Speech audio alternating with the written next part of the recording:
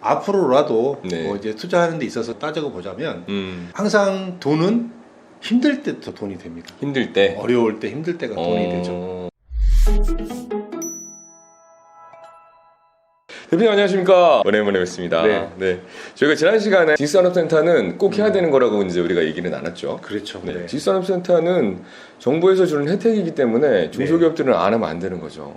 반드시 해야 되는 거죠. 반드시 해야 되죠. 기업인데. 자, 그렇다 보니까 네. 어떤 사례가 있었는지, 네네. 어떤 기업이 어떻게 성장했고 어떻게 잘 갔었는지 네네. 그 부분을 한번 여쭤보고 싶어요. 이제 지식산업센터를 기업체 입장에서 투자의 관점으로 봐보게 되면 이제 지식산업센터를 투자했던 기업하고 투자하지 않았던 기업, 이렇게 지식산업센터에 들어와서 사업을 했던 사업체하고 임대로 사용했던 기업체하고의 차이가 너무나 극명하게 나버렸던 거예요. 요즘에 일반 사람들이 참 얘기 많이 하는 것 중에 일반 개인 사람들이 벼락거지 됐다라고 하는 느낌이, 벼락거지 됐다. 개인이 아파트 값이 너무 많이 이렇게 올라가니까 아파트를 선택한 사람하고 하지 않은 사람하고 차이가 굉장히 극명하게 났잖아요. 그쵸. 지식산업센터의 선택도 거의 그에 버금가게 나타난 것 같아요. 버금가게. 그거를 사실 기업 입장에서는 굉장히 투자하기 좋은 환경이었단 말이에요. 내가 사업을 하고 있고 내가 매출이 일어나기 때문에 면적도 좀 더 크게 갈 수 있었고, 그 다음에 그 자금이라든지 시중은행에서 바라볼 때도 해줄 수 있는 여력들도 많았고, 이게 쉽게 얘기하면 사업을 하다가 돈이 모자라면은 자금 빌려주셔야 되잖아요. 그 운전 자금이 지식산업센터 가치가 올라감으로 인해서 내가 거기서 대출 받아서 쓰는 거죠. 지식산업센터를 단순하게 분양을 받았다는 것 자체가 임대료 공짜로 쓰고 운전 자금을 빌려 쓸 수 있는 터전을 마련했다. 마이너스 통장이었던 거죠. 그렇죠, 그렇죠. 기업 입장에서는 얼마나 그렇죠. 이만한 게 어디 있어요. 맞아요. 그러면 어느 시절이 사실 좋았냐? 되짚어 보면 앞으로 다가올 어떤 기회가 있지 않을까? 아니면 앞으로라도 뭐 이제 투자하는 데 있어서 따져고 보자면 항상 돈은 힘들 때 더 돈이 됩니다. 힘들 때? 어려울 때 힘들 때가 돈이 되죠. 근데 그때는 쉽게 선택은 하지 못하죠. 지식산업센터의 큰 맥락은 2008년 리먼이 기점이었습니다. 리먼 사태가 나고 나서 굉장히 힘들었어요? 그렇죠, 힘들었죠. 13년 때까지 굉장히 많은 현장들이 미분양 사태가 났어요. 미분양 사태가 많이 나니까 건물을 짓는 건물들이 자구책으로 할인 분양을 해야 됐고 정리를 해야 됐잖아요. 그렇죠.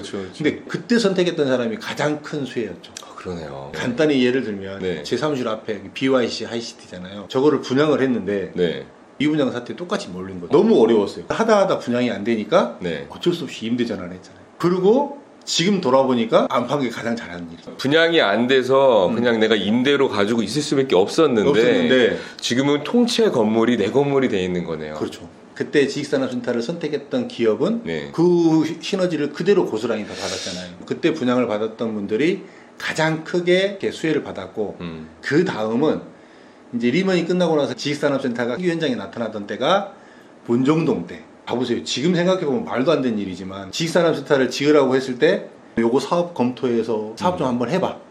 그 다음에 네가 검토해보고 사업 검토성이 있으면 네가 땅 사가. 이런 구조였다니까. 근데 그렇게 살 사람이 없는 거예요. 왜냐면 사업에 대한 개런티가 그만큼 어려웠기 때문에. 지나고 보니까 문정동이 저렇게 좋아서 지금은 문정동이다 이야기를 하지만 분양은 쉽지는 않았죠.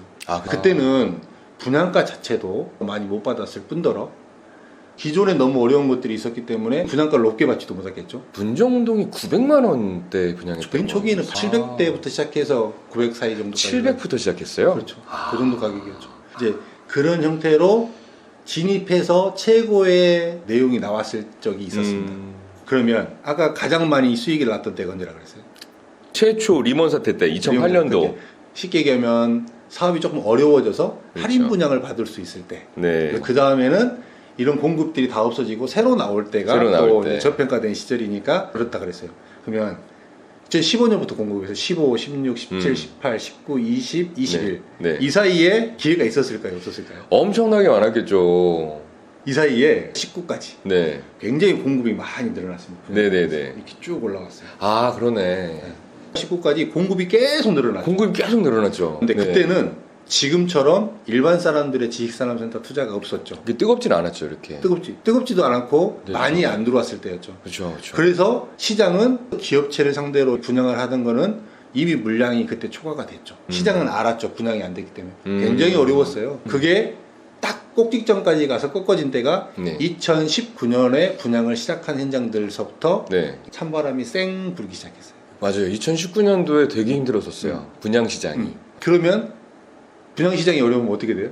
맞아요. 그럴 때 이 기회가 사실은 있었어요. 이 시기에 지금 21년도인데 네. 일반 분들은 이런 내용을 잘 모르기 때문에 그런 게 있었냐? 뭔 소리 하고 있냐? 지금 이렇게 지식산업센터가 날리고 뚜껑을 열면 분양이 다 잘 되고 이 좋은 시절인데 그런 시절이 과연 있었단 말이냐? 있었어요. 불과 1년 전에 있었어요. 그러네요. 그 시기가 또 한 번의 찬스였던 거죠. 근데 그 또 한 번의 찬스가 시기가 주춤해서 떨어지려고 하던 찰나에 주택을 완전히 투자를 못하게 만들어놨잖아요. 네. 그럼으로 인해서 수요가 기존의 기업체 수요가 만약에 10개라고 치면 부동산을 투자하려는 수요가 1000개는 될 것 같은데 10개가 커버를 해야 될 이 수요의 물량을 1000이라는 숫자가 들어와서 이것들을 다 정리를 해버리니까 다 끝나버리는 거죠. 그렇죠. 근데 그때만 하더라도 선택했던 사람들도 나쁘지 않았던 거죠. 왜 그러냐면 혜택을 받고 살 수 있었던 이런 시기였잖아요. 네. 그 이후에 이 사람들이 들어옴으로 인해서 분양가가 또 계속 올라갔고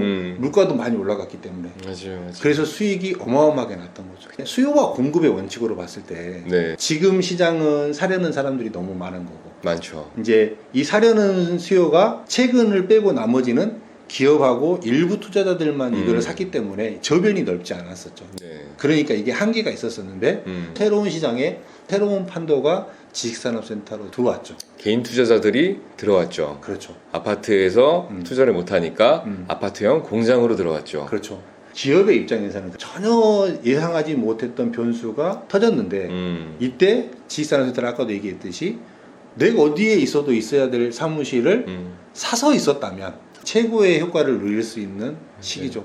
하물며 17년도, 18년도, 19년도 이때는 거의 100%까지 대출이 나왔었던 때였잖아요. 가능했죠. 그냥 기업 한다고 하면 100%까지도 대출을 해주고 공짜로 그냥 월세 낼 돈만 있으면 살 수 있는 아파트형 공장이었는데. 그렇습니다. 기업 입장에서는 그런 틈새의 흐름이 좀 어려웠을 때, 좀 많은 혜택을 받고 살 수 있었을 이럴 때, 그게 지금 현재 시점에서는 이제 그런 시장은 또 아니거든요. 지금 계속적으로 가고 있는 시장이잖아요. 이런 시장에서도 기업의 입장에서는 선택하지 않을 이유는 없는 거죠. 그렇죠. 사무실은 어디에 있어도 있어야 되는 거고 네. 이렇게 수요가 더 많이 풍부해졌기 때문에 내가 사고 있는 이 지식산업센터 자체가 그래도 같이 하락은 되지 않는다. 그렇죠. 그럼 어떤 물건을 사야 되는 거죠?